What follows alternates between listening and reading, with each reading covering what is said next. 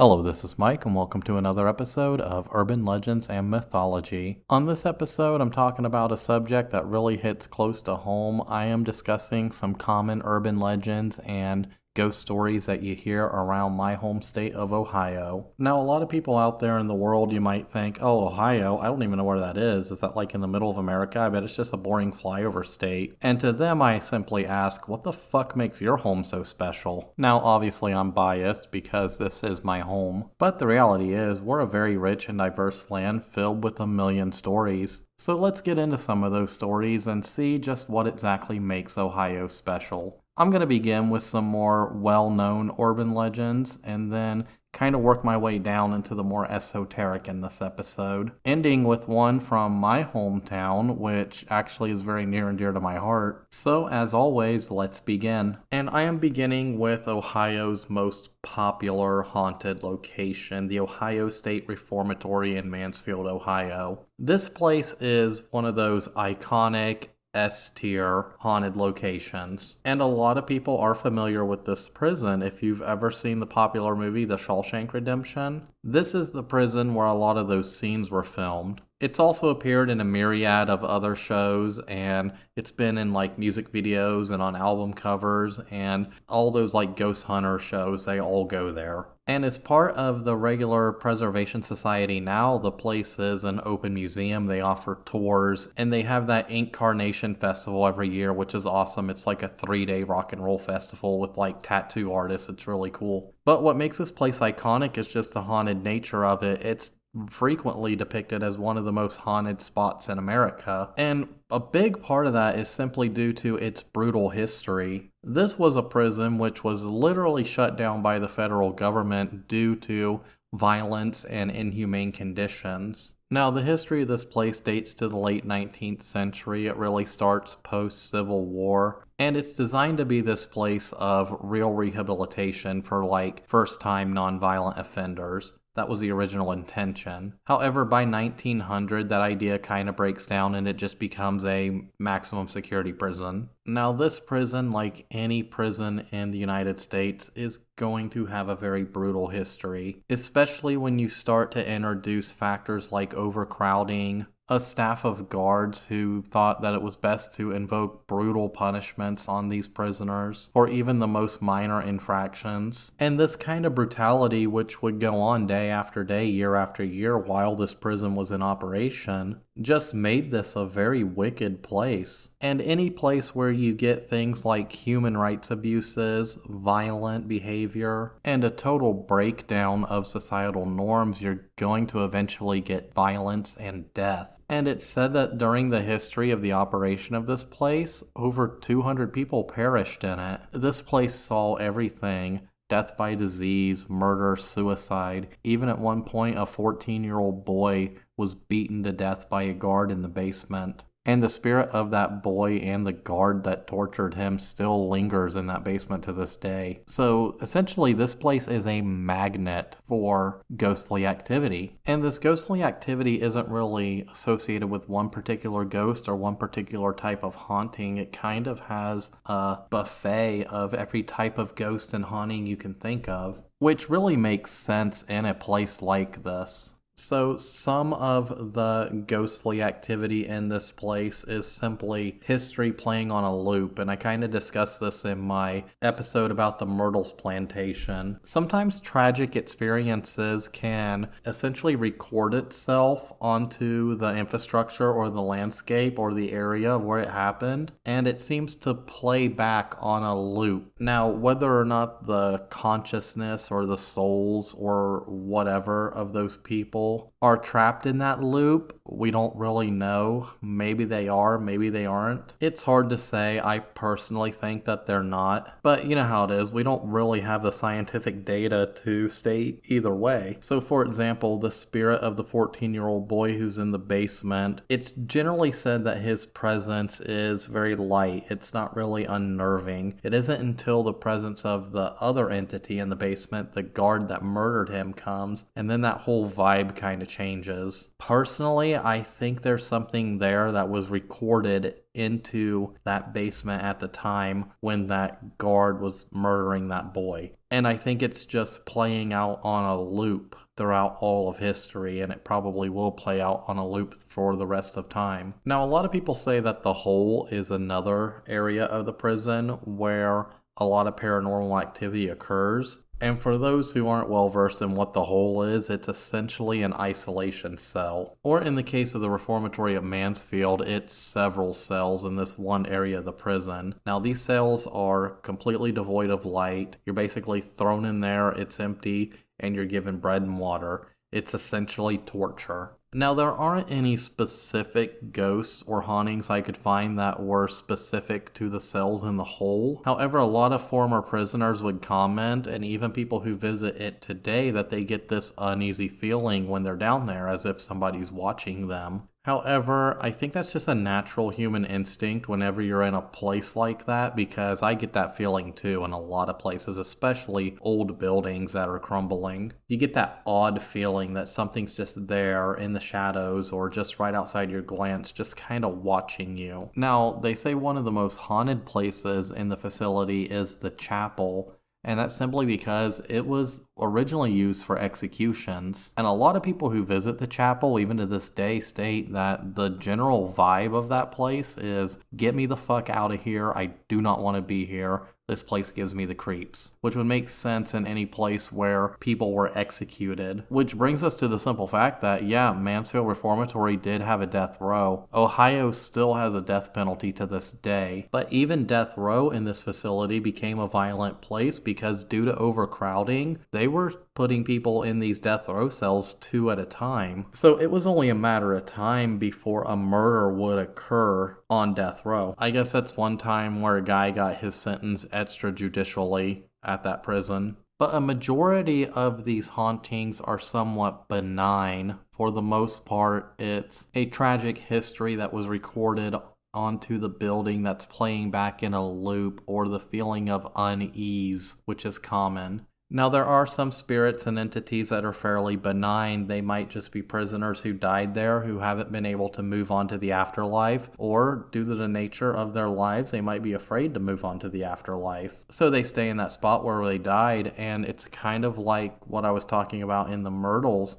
A lot of times when somebody dies, that area, that spot is like a portal. It's where their spirit or soul or consciousness left their body. And in the afterlife or the other realm or whatever, they're sometimes attracted to that because that was the last place that they were alive. And they might hang around that area, possibly out of fear of what comes next. But there are other tales of people who have gone into like the cell blocks, for example, and they have been punched or pushed. Or some people have even been reported as being scratched. One infamous case comes from what's known as the chair room, and it's thought that the entity in here is malevolent or maybe demonic, and more importantly, it's thought to be a conscious entity. So the chair room is this very famous room, and it's just off of this hallway. It's this mostly empty room with the exception of a chair right in the middle of it. And what really makes this room very sinister is it's windowless. So you're walking down the hallway, you look right, and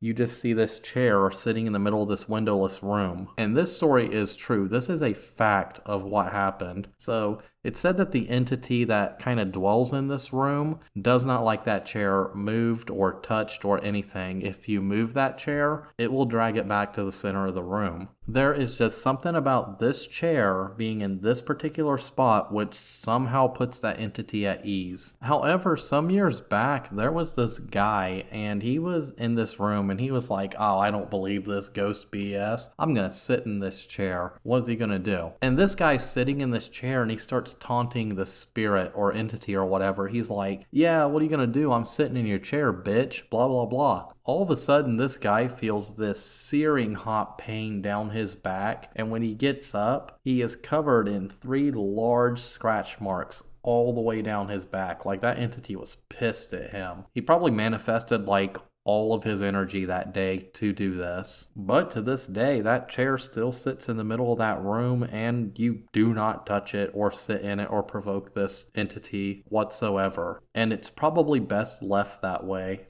And like I said, this prison has become a magnet for like ghost enthusiasts and legend trippers, and hell, like I said, they do events daily out there. It's really awesome. They use it as a living history museum at this point, and they're really trying to restore it back to what it originally was. And to be honest, they do a really good job of preserving the history of that prison because it is a history that needs to be remembered. Because the Ohio prison system is kind of unique, we're the only prison system in the United States who uses the word rehabilitation in its name. However, they rarely ever focus on rehabilitation, and this prison stands as a testament to the opposite of that. It was a brutal, violent place where people were mistreated. These mistreatments were literal crimes against humanity, and its violent, insane history and the hauntings associated with it stand as a reminder of the brutal failures of that system and that ideology. So my message to anybody who's listening who may work in that system, do your best to do better. Find some humanity within yourself. Remember that the punishment was being sent to prison. You're not there to further inflict punishment or torture on those people who are paying for their crimes and their mistakes by the simple act of losing their freedom. So, brutal, violent ghost story craziness behind us, let's move on to something a little more lighthearted and a little more fun. I'm going to talk about Bessie. Now, who the hell is Bessie?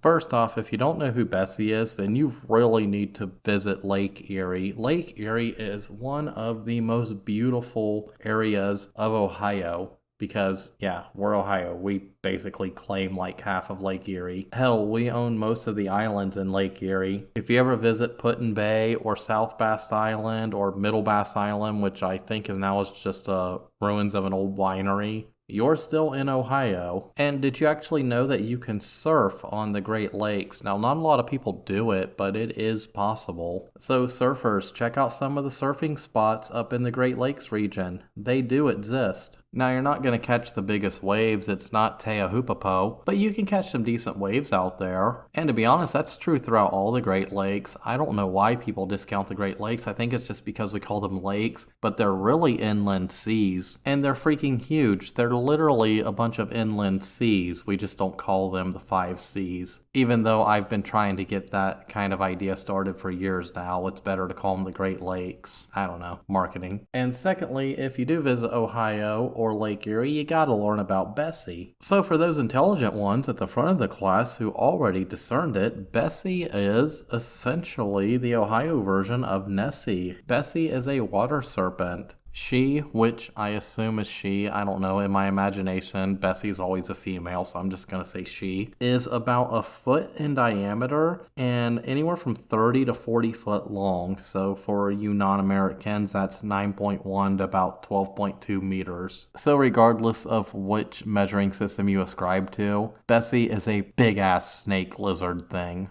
And it makes its home in the Great Lakes. It is a freshwater, big-ass snake lizard thing. However, as far as we know, Bessie's not violent towards humans, so that's pretty cool. You can still surf off of, like, I don't know, South Bass Island and be perfectly fine. Bessie's not going to come after you. She might just sit there and watch and compliment you on your awesome surfing moves. So Bessie sits in the realm of these mysterious sea creatures, just like Nessie, just like the Kraken, etc., etc. It's said that she has been spotted as far back as 1793 when the captain of a sloop called Felicity, who was shooting ducks north of Sandusky, Ohio, so right off the coast, spotted a, quote, large snake-like creature nearly 16.5 feet in length in the waters. After this, in 1817, there were 3 separate sightings of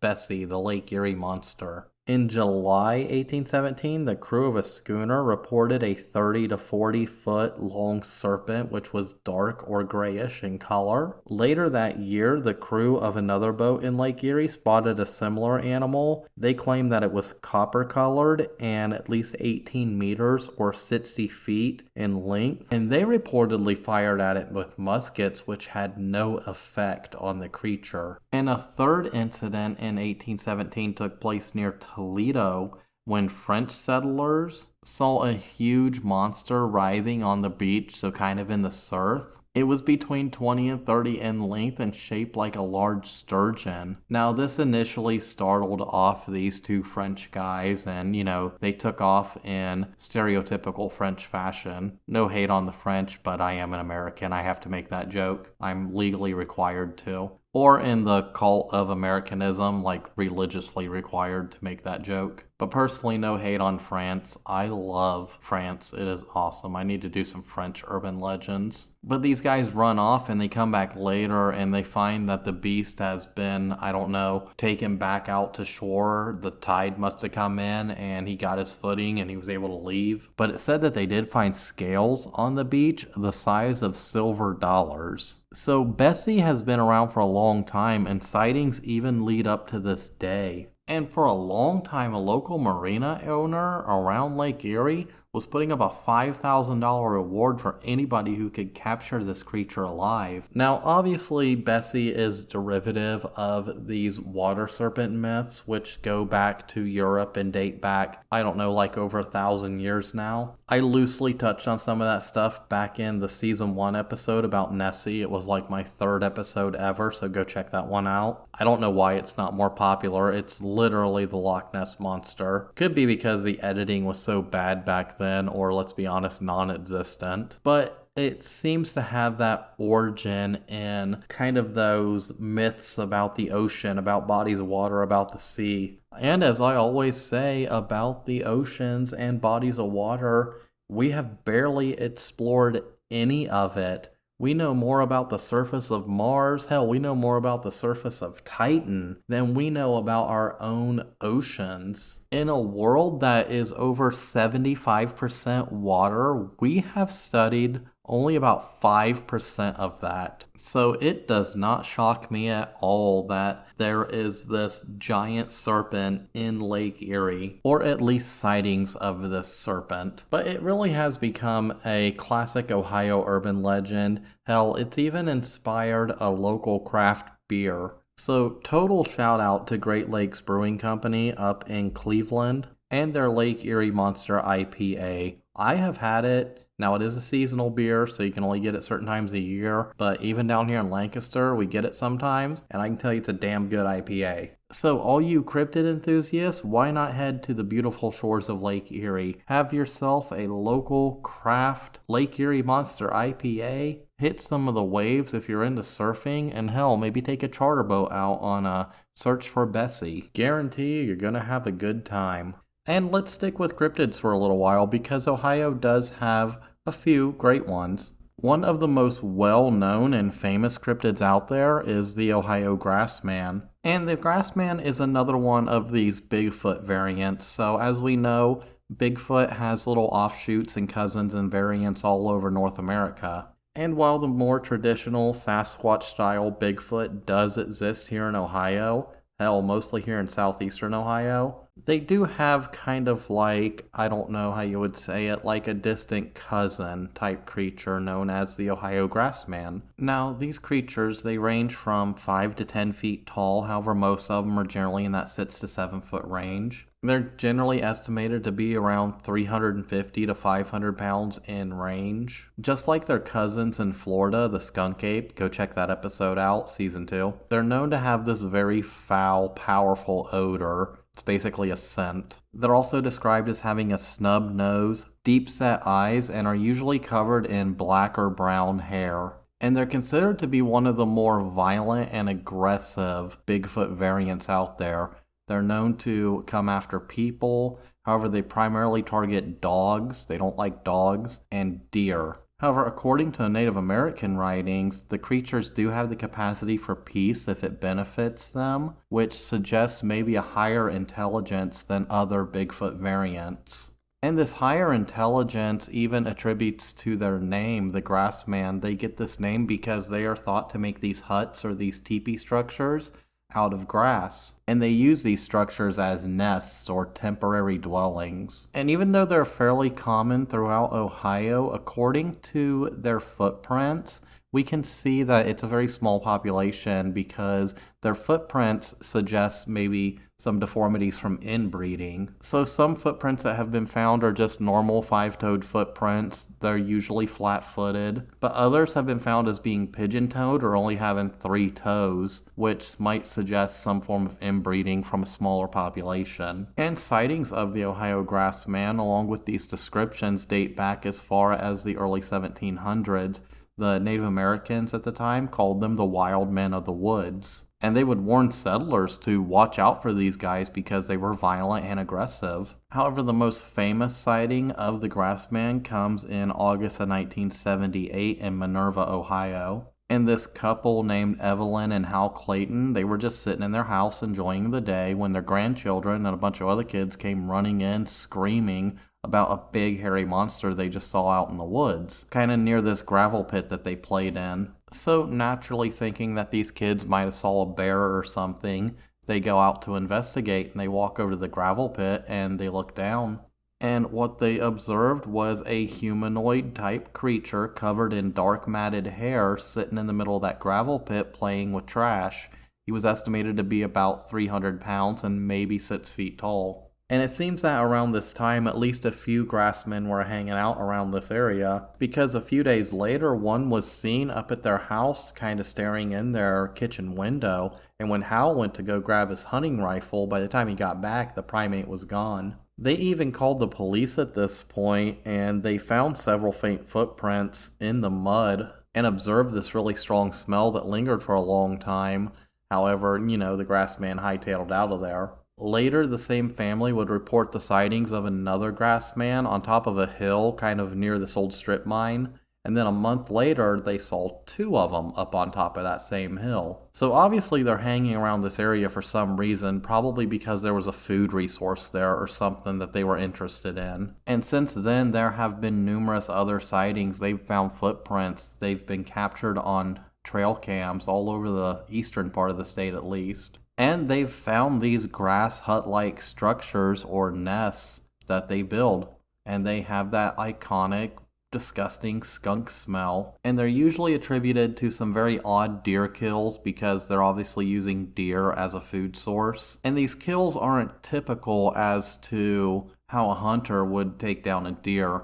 These deer are found with broken necks, and they're kind of just brutally torn apart. No hunter or even poacher would do that. However, it is believed that this creature might be a critically endangered species because there hasn't really been a recorded sighting of it since 2017. That sighting was in Athens County, and that was, almost 7 years ago? So I guess it's fair to say if you're gonna go grassman hunting, you might want to get to Ohio soon because they seem to be disappearing. Or they might be interbreeding and absorbing into the local Bigfoot population. Who knows, they might be genetically close enough that they can form offspring. So from the Great Lakes to the land, let's go to a river now. Let's check out the Frogman on the Little Miami River, just outside of Cincinnati and Loveland, Ohio. Now, I talked about the Loveland Frog before, way back in season 2. It was just a little 5-minute segment and nobody listened to it, so I'm going to insert it here. So the Loveland Frogman is literally what you would think it would be. It's some kind of hybrid human frog thing. It's generally thought to be bipedal, 3 to 4 feet tall. It looks like a kid, however, when you see its face, it's got the face of a frog.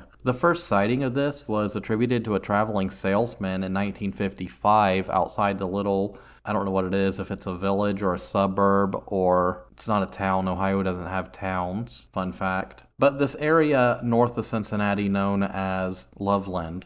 So it's kind of late at night and he's traveling through this area and he comes to a stop on this bridge because he sees what looks like 3 kids just hanging out in the middle of the road on this bridge. He comes to a stop and he yells at what he assumes are these kids, "Hey, get out of here, go home, I'm trying to drive here, You trying to get yourselves killed?" All of a sudden, these 3 entities turn around, they look at him, and they have frog faces. They gesture angrily at him, and then they dive off the bridge into the water. And this story kind of gets passed around in local urban lore up until the 70s. So he's not seen again until 1972, and that's when a police officer is crossing the same bridge and he sees something sitting on the guardrail. And according to him, it looks like a big old lizard man, and he actually fires at it. He reports it to another officer who then sees it a few days later, and he too fires at it and kills it, and turns out that it's just this big iguana that's lost its tail. And they convince themselves for the rest of their lives that this creature was simply an iguana that had lost its tail. Of course, we all know we can't take the word of a police officer when it comes to anything. We know it was some kind of cover-up. Probably because the Loveland Frogman is some kind of hybrid creature that was created either through like a chemical dumping process back when we didn't have the Clean Water Act and our rivers were disgusting back then. I mean, the Cuyahoga River caught on fire multiple times, for Christ's sakes.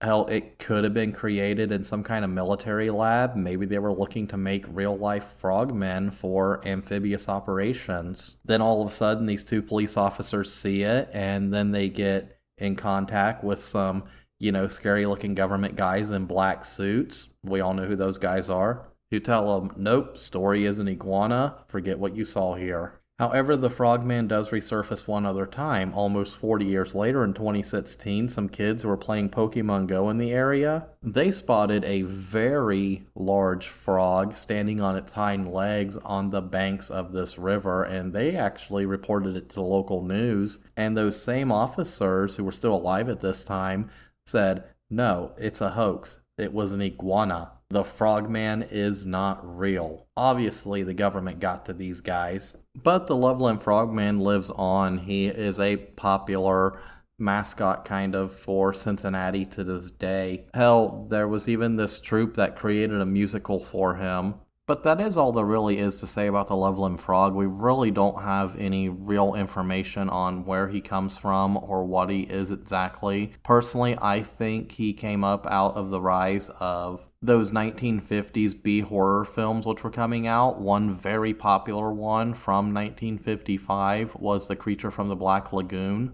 But who knows? Who am I to discount the eyewitness accounts of several people who said, no, they saw a frogman in that area. But let's stick with rivers because Ohio has many large rivers that all have this one common myth behind it. Now, to be honest, this is a myth that's pretty common throughout most of the United States, but it is one that I always heard growing up because I grew up on the Muskingum River, and that's a very large river. It's not a really deep river, but it's a very large river. And this is the myth of the giant catfish who hang out around dams and under bridges. And when I say giant catfish, I don't mean those big catfish that we used to catch when I was growing up on that river. Because, to be honest, we pulled some monsters out of that river growing up. Some of these catfish were like 3-4 feet long. But the ones I'm talking about, these things are reported to be like 10 feet long. They could be the size of a Volkswagen Beetle. They can be so large that they could swallow a human whole. And there are numerous tales from across the country of divers who would go down to like work on dams and stuff, even the Hoover Dam, where they went down there and they encountered something and they said they never dived on that side again. Normally it's attributed to a giant catfish. And I would hear this a lot growing up in Morgan County because we know Morgan County is bisected by the Muskingum River. And we were always told that tale that if you go fishing near a dam or fishing near a bridge, you're going to catch really big catfish. However, you'll never be able to catch the biggest of them all because the biggest of them all are like the size of a human. And the little 20-pound test line on that little rod is not going to pull that up. And I remember sometimes growing up fishing on that river when we would get our line snagged on an old log or maybe an old tire or something that was under the surface, and we would always make that joke, oh, I got that big giant catfish. But that urban legend really comes back to that old idea about what lies beneath the waves. We simply don't know, and there's that possibility that there's always a bigger fish, and that's actually a very scary thought. And speaking of scary thoughts, let's dive back into some more haunted lore when it comes to Ohio, because Ohio is filled with it. Everywhere you go in this state, you're likely to encounter a haunted building or a ghost. And Ohio is a frequent place where we boast that we have the most haunted insert building here in America. For example, we frequently boast that we have the most haunted college campus in America, Ohio University. And Ohio University is filled with haunted rumors. For one, it makes sense because it was the first university kind of in the Northwest Territory at the time. It technically predates our statehood, but I digress. So one of the most famous stories about Ohio University is of the infamous room 428 in Wilson's Hall. And this is a room that is notoriously haunted, and it's so notoriously haunted that it is sealed off. Nobody's allowed to occupy it. So the rumor or the myth or the legend or whatever goes back to the 1970s, and it's said at some point in the early 70s, a male student actually died in that room. A few years later, a female student who was occupying that same room was using it to perform these satanic rituals. And it's said that she started doing these satanic rituals specifically in this room because she had found out by looking at a map of Athens that 5 cemeteries around Athens formed a pentagram, and this pentagram was centered on this very dorm building. However, that girl would too die under mysterious circumstances. After this, it became impossible for anybody to stay in that room. They would experience all sorts of paranormal activity, mostly in the form of flying objects and kind of ghostly whisperings at night. Eventually, it got so bad that room 428 was just permanently sealed off by the university. Now, to this day, there are still people that live in that dorm, and they even live on the 4th floor, and they live near and around 428. However, no current student who occupies that building or that floor have come forward as saying that they've witnessed anything paranormal since that room was sealed off, aside from sometimes blood running out of the faucets, but I digress. Now, one rumor about Wilson's Hall is that it was built on the site of a graveyard of an old lunatic's asylum. However, that's not true. The Ridges, while now owned by Ohio University, it's actually kind of about a mile away, and the cemetery's kind of up there on that hill behind those buildings. And I simply know that because I've been up there multiple times when they were kind of converting it to the classrooms, and I think they have some admin facilities up there now. I know they had the Kennedy Art Museum up there, and that's kind of far away from the main campus. But the Ridges, the old lunatic asylum up on the hill, that is another magnet for ghostly activity because it's an old lunatic asylum. I think at one point it was also a tuberculosis hospital, but it's most notorious for being known as a lunatic asylum. Now, the main building is really the only building up there that's really used for anything. The rest of the buildings are kind of just shuttered, mostly because they don't really have much of a use for them. But at one time, the Ridges was this massive 700-acre compound that housed mostly the mentally ill. And it operated up until 1993 when the state closed it down and created a new facility. But even by 1993, most of the buildings had been long abandoned. And this was a place during its operation saw a lot of death in the cemeteries around the asylum. Over 1,930 people are known to have been buried. There's possibly more because, like every graveyard, graves go unmarked or unattended and get lost. But the current number that we know is around 1,930 people. Now that's a lot of death in a very concentrated area, so it's going to give rise to hauntings, especially considering that these people were pretty much just dumped here and forgotten by their families. We gotta remember the late 19th century, this was a time when mental illness was considered a stigma. It's not like today where people acknowledge and, embrace their mental illnesses. This was a time when having a mental illness was seen as a stigma. It was looked down upon. It was thought to be attributed to a weak mind or a weak will or some kind of moral degradation. And this was a time where they were trying these primitive treatments. So everything from lobotomies to extreme hydrotherapy and early forms of electroshock therapy. And it's believed that a number of lobotomies took place here and a number of botched lobotomies happened here. But to this day, it is said to be a magnet for hauntings. For example, in the main building, people have reported strange figures roaming around the floors Others have heard disembodied voices, screaming, footsteps. It's said that doors frequently open and close by themselves, and they generally see shadow people or shadow figures. In the cemeteries around the buildings, it is believed that people see shadowy figures and strange lights, which is kind of common in a lot of cemeteries. And it's even said that a figure in a long black coat hangs around the men's room. But the most famous haunting at the Ridges is that of Margaret Schelling. Now, she was a patient here at the Ridges in 1978, and it said that one day she just completely disappeared. So what actually happened was she basically wandered off and somehow got onto the top floor of building 20, which was at this point abandoned, and it's believed that she just kind of got locked in there. So she goes into this room, she strips down, she neatly folds her clothes onto a chair, and then kind of lays down on the floor with her arms over her chest, and then she dies.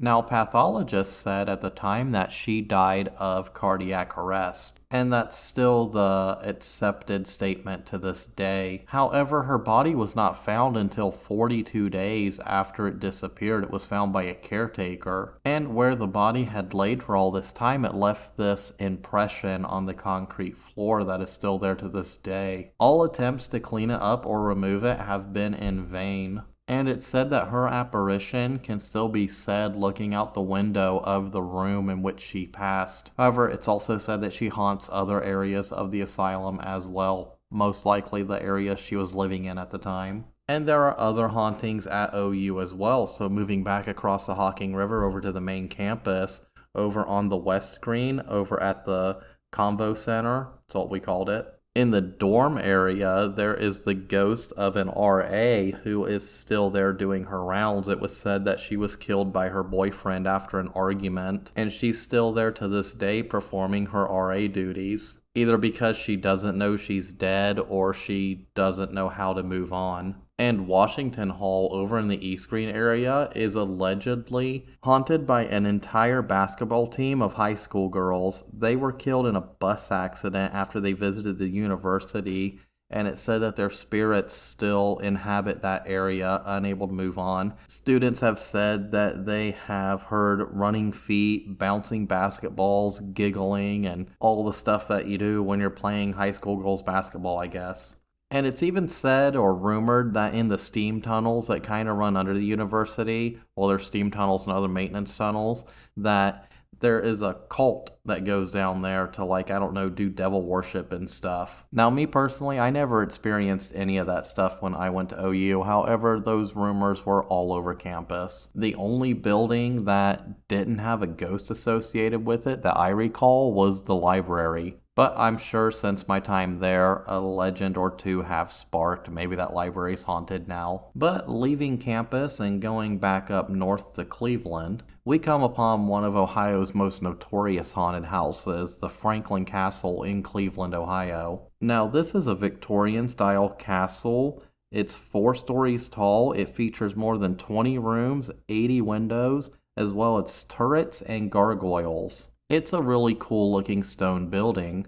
Now, this house was built in 1881 by a man named Hans. I don't know how to say his last name, so I'm not going to say it. So old Hans, he was a prominent banker and a co-founder of Union Banking and Savings Company. And it's said that almost immediately after moving into this house, tragedy would strike. So his 15-year-old daughter would die in 1881 from complications due to diabetes. Not long after this, Hans's elderly mother dies in the house, and over the course of the next 3 years, they would bury 3 more children. Now, all these deaths are attributed to natural causes. I believe at the time there was a typhoid outbreak or a series of typhoid outbreaks that claimed the lives of the children. However, rumors did circulate that there was foul play involved. And this is partly because of what Hans did to appease his wife while she was dealing with these tragic deaths. In order to kind of distract her, he went on this building spree and he built this huge ballroom. And that's when he built the turrets and added the gargoyles and gave it this castle look. Of course, it was also rumored at this time during this building spree there were hidden rooms and passageways created as well. And these would even be used years later during Prohibition. However,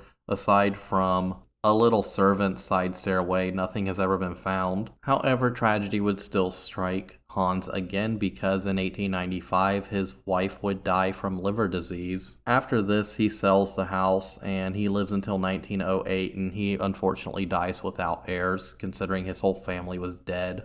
And it's kind of generally believed that these deaths are all attributed to some kind of evil that's taking place on this property. After he sells it, the house falls into several different hands. At one point, it's bought by the German Socialist Party. And during the World War II area, it was believed to have been an American headquarters for Nazi spies. However, those were just rumors. It's never been proven. But it wasn't until the late 1960s when the first ghost sightings would start to appear. So the Romano family, they owned it at this time and they were renovating it. And their kids came downstairs to ask for extra cookies to give to the sad crying girl upstairs. After this, they would hear organ music playing day and night in the house, even though they didn't own an organ. They would hear heavy footsteps around the house, lights would turn on and off on their own. Objects would go flying across the rooms. They eventually get a hold of, I guess, some local paranormal investigators, and even the paranormal investigators were said to had run out of the house screaming.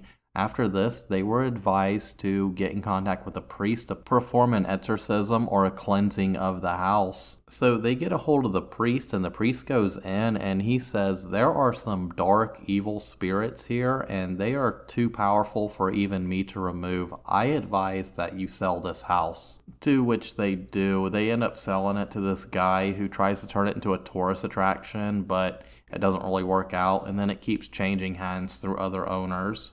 And over time, it has become a huge tourist attraction and ghost hunter attraction. It's been on all the ghost shows. I don't know what they're all called. They all kind of are the same. And it has been renovated, and I believe it's like running as like, I don't know, like a B&B or something like that today. But it is one of the more famous haunted houses here in Ohio. Now, another famous haunted house that has existed in Ohio for a very long time, it doesn't exist anymore, I think they demolished it in 2016 or 2017, was the infamous Mudhouse Manor. Now, this one wasn't too far from where I live here in Lancaster, Ohio, and a lot of local teens and ghost hunters and stuff, they used to go out there to legend trip. Now, I personally never went out there myself because the owners of the property didn't like people coming on their property and breaking into this derelict old house, which is part of the reason why they decided to tear it down. But after the house was basically abandoned in, I think it was the 1960s, a lot of rumors about it being haunted started to circulate. Now, this house was built sometime around the 1840s to the 1870s. We don't really have records of when exactly it was built, but given that it was built in this architectural style known as Second Empire, the 1870s era kind of makes sense. Now, the ghost lore says it was built in the 1840s, and during the era of in and around the Civil War, a government official who lived in the house was essentially kidnapping escaping slaves coming up from the South. He'd force them to work on their property and he would lock them up at night in, I think, the basement or some side room or whatever. The story goes that one of these guys who was being kept as an illegal slave had enough of this, and one night he broke free and he murdered the entire family. Now, this story is wild and completely not historically accurate at all. For one, Ohio was never a slave state. I even have copies of the original 1803 Constitution and copies from laws from around that time. And I believe even in the ordinance which carved out Ohio from the Northwest Territory, it states that Ohio would outlaw slavery from the very outset, and that's why Ohio is so infamous and have so many places associated with the Underground Railroad. Now, could it be possible that this house was just another stop on the Underground Railroad and that escaping slaves probably just stayed there? That is possible, however, there is no historical evidence of that. Now, during this time, the Fugitive Slave Act was still in effect and in effect in northern states. And people who were escaping slavery in the South, if caught even in the North, by federal law, they could be essentially kidnapped and returned to their masters. However, there's really nothing associated with Mudhouse Manor in this context as well. Plus, the historical records never state that there was a government official who lived there whose entire family was slaughtered by an escaping or runaway slave. And as I said, given the style, the architectural style that the house was built in, all these stories kind of predate the existence of the manor. And to be honest, we do have a clear and concise history of the ownership of the land, the property, and the house itself dating back to 1839, all the way to the descendants who inherited it to this day. And those descendants say there's nothing in any family history or history of the property that allude to that rumor or that myth or that legend. Of course, there are other stories that show up in local lore about the manor. There was a story that I think in the 1920s or something, one of the owners killed his whole family and then hung himself out in the barn. There was another local legend that it's the original home of Bloody Mary. You know, you say Bloody Mary in the mirror 5 or 7 or however many times, and she appears in the mirror and kills you or takes you to hell or whatever. But the truth about that house and that property is nothing of note or nefarious ever happened there. It's just a cool looking old abandoned house. Now, the reason it was abandoned is actually documented by the Mast family who owned the property today. They state that by the 1960s, 1970s, the house was no longer inhabitable. There were various issues with lead paint contamination and black mold. Ohio is a very humid climate, and an old house like that is perfect breeding ground for black mold, which can have serious health effects on people occupying the structure. So like anyone dealing with a situation like that, it's just easier and cheaper to move out. However, the house still remained in the family. They just didn't use it anymore. It's kind of like the situation with my old house and my former in-laws. Nobody's living in that house on that property right now, but there are no plans to do anything with it or sell it. It's just kind of sitting there empty, aside from a bunch of stuff I have stored up there, but I digress. Now, this house sits abandoned for a long time and it just falls into further disrepair. And naturally, mostly amongst kids whose, school bus would pass by this house every day, the rumors would start to circulate. You know, that's the creepy old abandoned haunted house out in the middle of that field. And with those rumors came people who started going out there trying to find ghosts or, it's like teenagers trying to scare each other. Hey, I dare you to go break into that old haunted house. And the problem with old abandoned houses like this is they're death traps. They're dangerous to be in. And the owners got so fed up with people just coming out there and breaking into and playing around in this old derelict house that they felt like they had no choice but to tear it down. Now, for a long time, there were numerous offers made to the family to sell the house so they could, gut it and restore it and blah, blah, blah. Maybe turn it into a haunted bed and breakfast or whatever. And people don't really understand why they never did that. It's because that's a working farm. And that structure was sitting upon millions of dollars of valuable farmland. That's literally where the name Fairfield County comes from. It was named for its fair fields, this great farmland. And nobody's going to sell off a bunch of their valuable farmland just so some developer can come in and make a stupid haunted bed and breakfast. Of course, that's not the only, quote, haunted house in Ohio. Ohio is littered with abandoned houses,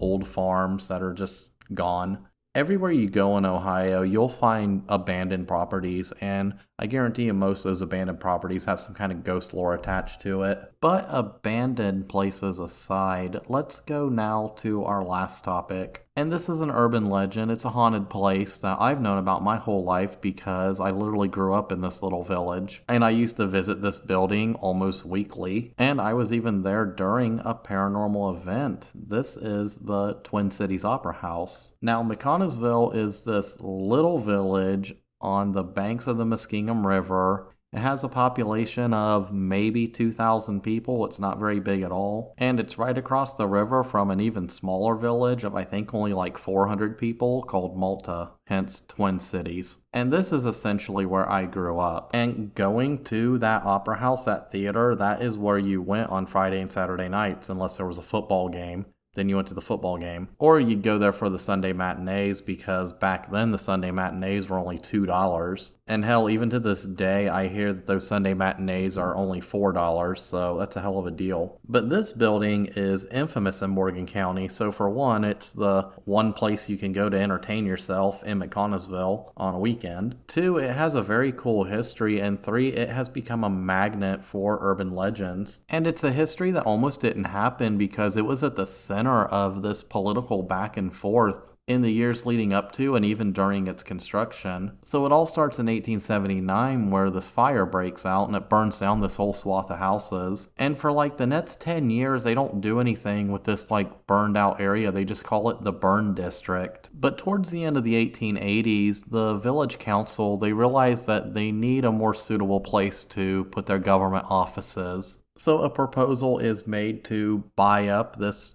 burned district and construct a new town hall, which would feature a vaudeville house and this public space, this big ballroom on the third floor. And this becomes like a note of contention between the two political parties at the time, the Democrats, who kind of were the majority, and the Republicans. And I think a big part of it came to do with like accusations of wasteful spending or something like that. I don't remember. But this was apparently the big political hot potato in this area during the 1880s. But eventually they build this new town hall, and it has this beautiful opera house on the first floor. Well, it comprises like the first floor and the basement area. And then the second floor is mostly government offices. There are some government offices on the ground floor as well. And then the third floor is a beautiful ballroom, which for structural reasons is no longer really used. I think they just use it for storage. And originally, the tower above everything was supposed to be a clock tower. However, since the project was running over budget, they were never able to install the clock in the clock tower, which is why the clock in the town square is actually in the courthouse. It was a newer building and the clock was added later. Now, this opera house has been in continuous operation since it was completed in 1892. And it retains one of the early symbols of the Republican Party. Right in the like capstone over the arch of when you enter it, it's an owl. This was before the Republicans adopted the elephant later. And it's quipped that the owl is there watching over kind of the town hall as kind of a reminder to the Democrats to not be so wasteful with their spending. And for decades, this has been the place to go on, like I said, a Saturday night. A lot of us had our first dates in that theater. And over the years, as the theater aged, a lot of ghost lore started becoming associated with it, as well as some local urban legends about the sub-basement. So for context, this whole theater is on the ground floor, and when you go under the stage, that was kind of the basement area, and that was the area where the actors and stuff who used to and still to this day will prepare for their plays or whatever. And there used to be trapdoors in the stage where they had these little wooden slides, and the actors could actually just kind of drop down into that kind of basement area in between like acts or during an intermission. And if you walk onto that stage, you can still to this day see the original gas lamps that ring it. But towards the back of that basement area, there's this little, almost like a closet area where they keep their hot water heater. And you go through that little room and you can go down these stairs and you can get under the building. And it's literally the dirt under the building. You're in the foundations of the building. And at the back of this area, you can still see the entrance to a bricked up tunnel. And this is true. I've been there myself. I've seen that entrance to that bricked up tunnel. Hell, I've actually touched the bricks. And this tunnel used to lead across the street into this other building where actors could go and like grab a bite to eat, and I think it was like where the hotel was. And it led right under the main square, and the rumor is that tunnel actually branched off into a series of other tunnels that went to various places in town, and one of them's supposed to snake all the way over to the Muskingum River. Now that part is urban legend, how all these other tunnels are branching because they're supposed to be associated with the Underground Railroad, and no evidence of these subsequent branching tunnels have ever been found. The one tunnel that was used was filled in the 30s, and we pretty much know where it went. But it's said in this basement area is where we encounter our first otherworld entity. And the name they've given to this entity in recent years is Charlie. Now, this entity is thought to be a demonic entity. It's said that it never lived. And it's said that it uses this basement area as kind of a portal from either hell or another realm. Now, Charlie wasn't part of the ghost lore when I was a kid.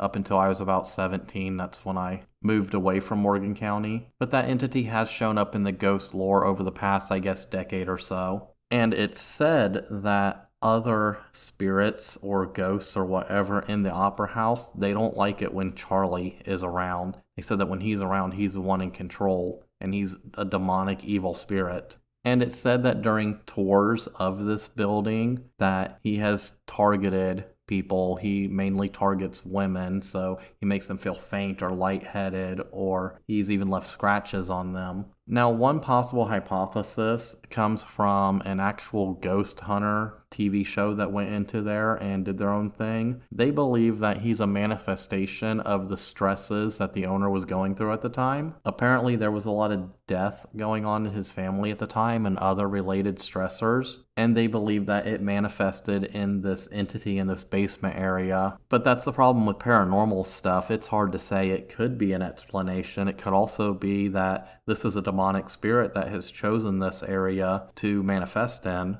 And speaking of other spirits, there are other spirits known to haunt this opera house. There's thought to be a total of 14 spirits which occupy the opera house. But unlike Charlie, who, to be honest, hasn't been seen or reported since 2021, so they think that Charlie is gone now, the rest of these spirits are said to be mostly friendly. However, some of them are mischievous, and some of them don't like being recorded by these paranormal investigator groups. It's said that when they try to interact with them sometimes, they'll knock their cameras down or they'll drain the batteries in their cameras. But hey, I get it. If I'm a ghost hanging out, I probably get sick and tired of a bunch of random people asking me a bunch of random dumb questions over and over again.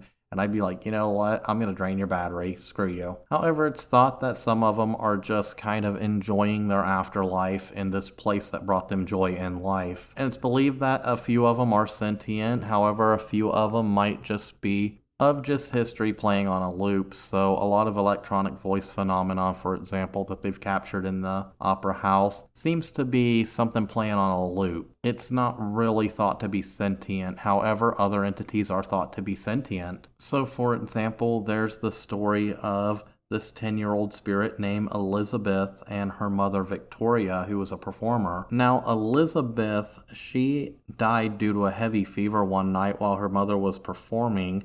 And on an EVP, there's a woman wailing saying, I'm sorry, which is probably a tragic moment that's kind of captured there in history. Now, personally, I don't like electronic voice phenomena. To me, it's not as scientific as a lot of people claim it is. Because to be honest, it's easily manipulated. And a lot of the time, the results of it are interpreted by somebody who says, did you hear that? And they try to convince the other person that they heard a certain word or a certain phrase. For example, I can record a bunch of white background noise right now using this very program I'm recording with, and then just pick out any random segment of that white noise, do some clever editing on it, and say, hey, did you hear that? It said, I am here. But I digress. However, it's not EVPs that are always being associated with the opera house. We've also seen apparitions. We have seen apparitions of what a lot of people believe is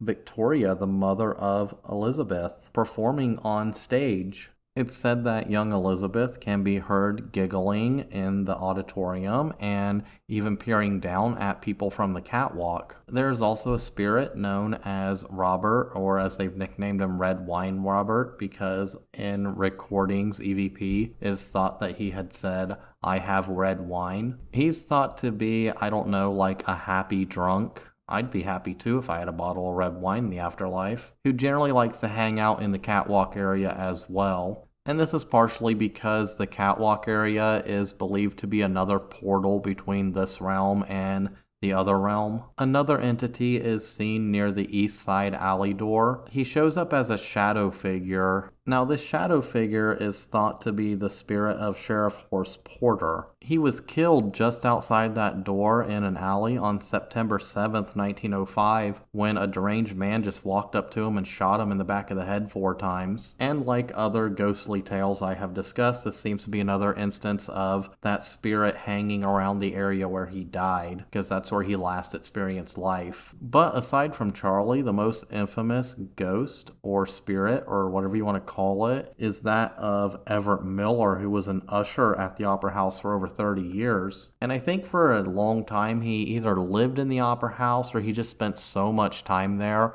that he would even set up a cot on stage and sleep in it. But he's said to still be watching over the Opera House to this day. And it's said that he will appear in the audience, usually in a vacant seat in a white suit, enjoying whatever performance is going on at the time. So if you ever find yourself in McConnelsville, Ohio, be sure to check out the Opera House. Stop by to catch a local play or a film, and hell, maybe hang out with some ghosts. And it is true because, like I said, I was there during a paranormal event. This was in the late 90s, early 2000s. I don't know, I think I was in junior high or high school. I don't remember. For people outside of the US, that's like 8th, 9th grade, so I was probably 13, 14 around the time. I remember being in that theater waiting for a movie to start. And unless I was with my friends up in the balcony, I usually sat in that first row kind of under the balcony because it was just the perfect spot to really see the whole screen. So we're sitting there during the previews waiting for the film to start when all of a sudden the curtain just drops out of nowhere. And it dropped abnormally fast, and I don't know if you've ever seen theater curtains, but they're these big heavy things. You need like a rope and pulley system for it. And I remember everybody in the theater just kind of looking at each other like, what the hell? That was weird. That's abnormal. How'd that curtain drop so fast? And then we were all just like, well, it must have been one of the ghosts hanging out backstage. Now, to be honest, I don't remember what that film was, but apparently that ghost thought it would be hilarious to drop the curtain right before the film started. So there you go, a real life paranormal experience that happened to me one time. But on that note, I am going to end it here. This episode is running a little long for my taste. So as always, I thank you for listening. Be sure to follow it on Spotify. That really helps me out more than anything. But I get it if you have other preferred listening platforms, so hey, follow me on those too. I know iHeartRadio is like the second biggest listening platform that this podcast is on, but it streams everywhere. Hell, even Amazon Music. As always, you can check out the social medias. I don't do too much with it, but it is fun. You can always support it monetarily by going down to that link in the description of every episode. You people that do that are the ones that are keeping the show alive and keeping me out of crippling debt. So from the bottom of my heart, I truly thank you guys who are doing that. And as always, if you can't support the show in that manner, I just maybe ask that you share it with a friend, share it with somebody who's into the same kind of spooky, weird shit that we're all into here. Word of mouth is the most effective way that this podcast grows, and I truly thank everybody who is spreading that word. And speaking of future episodes, I will see you guys in the next one.